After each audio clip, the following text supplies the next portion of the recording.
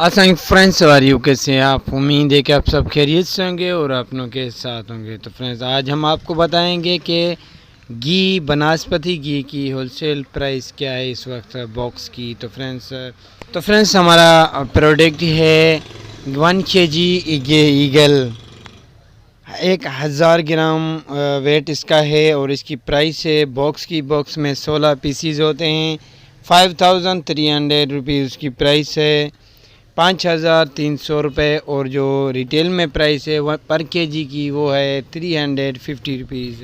तो फ्रेंड्स, इसके बाद हमारे पास 250 ग्राम है जिसके बॉक्स में 48 पीसीज होते हैं, 48 पीसीज होते हैं। उसकी प्राइस है 4300 रुपीज़, 4300 रुपये। रिटेल प्राइस में वो 100 से लेकर 90 रुपीज़ तक भी पर पीस चलता है। और उसके बाद 100 ग्राम है ईगल, 100 ग्राम जिसके बॉक्स में 60 पीसीज होते हैं। उसकी प्राइस है 2250 रुपीज़, 2250 रुपये। फ़ाइनल 2200 रुपये में भी चलता है। मज़ीद वीडियो देखने के लिए हमारे चैनल का विज़िट कीजिए और डेली प्राइस की अपडेट के लिए लाइक और सब्सक्राइब बेल आइकन ज़रूर प्रेस करें।